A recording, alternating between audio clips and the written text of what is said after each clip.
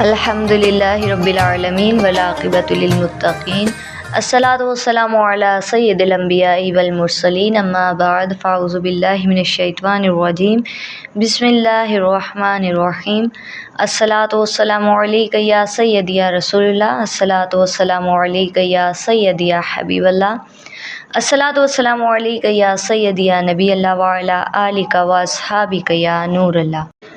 اپنے موضوع کی طرف بڑھنے سے پہلے میں اپنے تمام دیکھنے والے اور سننے والوں کو پروگرام علم الصیام میں خوش آمدید کہتی ہوں۔ میرا آج کا خوبصورت موضوع اور اہم موضوع ہے صدقہ فطر اور فدیہ میں فرق۔ صدقہ فطر یا فدیہ رمضان المبارک میں ہی ادا کر سکتے ہیں یا کسی اور مہینے میں بھی ادا کر سکتے ہیں۔ صدقہ فطر کتنا ہے، صدقہ فطر کن کن لوگوں پر واجب ہے، اور باہر کے ممالک کے لوگ اگر صدقہ فطر پاکستان میں دینا چاہیں تو وہ کس حساب سے دیں گے۔ فدیہ تو آپ پوری زندگی میں کبھی بھی ادا کر سکتے ہیں اگر کسی پر فدیہ لازم ہو جاتا ہے۔ جیسے فار ایگزامپل اگر کوئی زیادہ بوڑھے ہیں اور آئندہ زندگی میں روزے نہیں رکھ سکتے، یا پھر کوئی بہت بیمار ہیں، آئندہ صحت کی کوئی امید نہیں، تو وہ ایک صدقہ فطر کی مقدار ایک روزے کے بدلے صدقہ کر دیں تو اس کو فدیہ کہتے ہیں۔ یہ رمضان المبارک میں بھی دے سکتے ہیں اور رمضان کے بعد بھی دے سکتے ہیں۔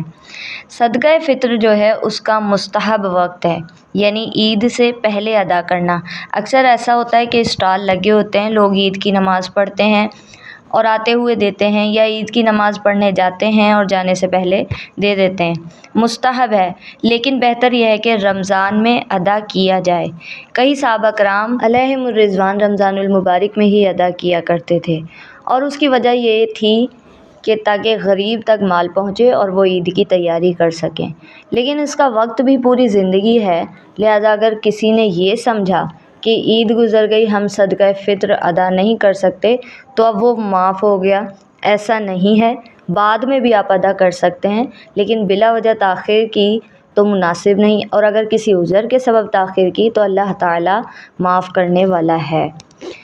فطرانہ کن کن لوگوں پر واجب ہے؟ فطرانہ اس پر ہی واجب ہوتا ہے جس کو عید کا دن ملے، وہ بالغ ہو اور وہ مالک نصاب ہو، اور اس کا نصاب بھی وہی ہوتا ہے کہ جو زکوٰۃ والا ہوتا ہے۔ لیکن صرف شرط یہ ہے، فرق یہ ہے کہ زکوٰۃ کے مال پر سال گزرنا شرط ہے اور اس پر سال گزرنے کی شرط نہیں ہوتی۔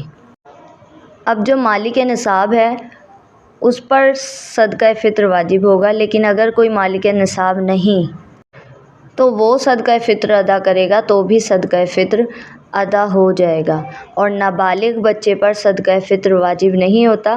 اگر اس کے والد غنی ہیں تو اس کے والد پر یہ فرض ہے، یہ واجب ہے کہ وہ اپنے بچوں کا فطرانہ ادا کریں۔ صدقہ فطر کے مصارف کون ہیں اور آپ کن کن کو صدقہ فطر دے سکتے ہیں؟ صدقہ فطر کے مصارف وہی ہیں جو زکوٰۃ کے تھے۔ رشتہ داروں میں اصول یہ ہے کہ جن کی نسل سے آپ ہیں آپ انہیں نہیں دے سکتے، یعنی ماں باپ، دادا دادی، نانا نانی، اور جو آپ کی نسل سے ہیں ان کو آپ نہیں دے سکتے، جیسے بیٹا بیٹی، پوتا پوتی، نواسہ نواسی۔ اس طرح اگر کوئی سید ہے، غنی ہے، ان کو نہیں دے سکتے۔ اسی طرح بیوی شوہر کو، شوہر بیوی کو نہیں دے سکتی، باقی تمام رشتہ داروں میں دیا جا سکتا ہے۔ اس سال صدقہ فطر کی رقم کتنی ہے، اور اگر باہر والے ممالک میں کوئی پاکستانی رہتے ہوں اور وہ صدقہ فطر پاکستان میں دینا چاہتے ہیں تو وہ کس حساب سے پاکستان میں ادا کریں گے؟ پاکستانی حساب سے ادا کریں گے یا غیر ملک کے حساب سے ادا کریں گے؟ تو پاکستان میں صدقہ فطر گندم کی قیمت 320، جو کی 800، کھجور 2800، اجوا کھجور 10,400 اور کشمش 6500۔ علماء کرام نے یہ حساب لگایا ہے۔ یہ حساب ہے پاکستانی صدقہ فطرانہ کا، جو صرف پاکستان کے لیے، باہر کے ممالک میں، غیر ممالک میں اس حساب سے ہوگا جو وہاں قیمت آٹے کی چل رہی ہے، یعنی 2 کلو گرام آٹے کی قیمت جو بھی وہاں چل رہی ہے وہ ایک بندے کی صدقہ فطرانے کی ہوگی۔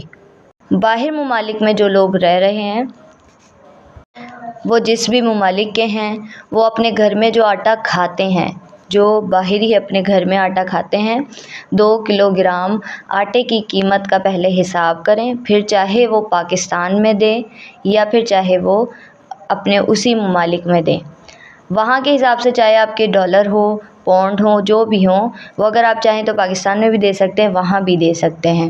تو اس کو اگر پاکستان میں دیں تو پاکستانی روپیز میں کنورٹ کر کے اور پھر یہاں پر نکالیں، کیونکہ یہاں کے تو 320 اور وہاں کے ہو سکتا ہے 1000 بن جائیں، ہو سکتا ہے 2000 بن جائیں، تو یہاں کے 320 بنتے ہیں۔ لہٰذا آپ جہاں بھی رہائش ہے آپ کی، جس بھی ممالک میں آپ کی رہائش ہے، آپ وہاں کے حساب سے جو آٹا کھاتے ہیں اس کی قیمت نکالیں گے 2 کلو گرام آٹے کی۔ اس کے بعد وہ رقم آپ پاکستانی روپیز میں کنورٹ کر کے پاکستان میں صدقہ فطر ادا کر سکتے ہیں۔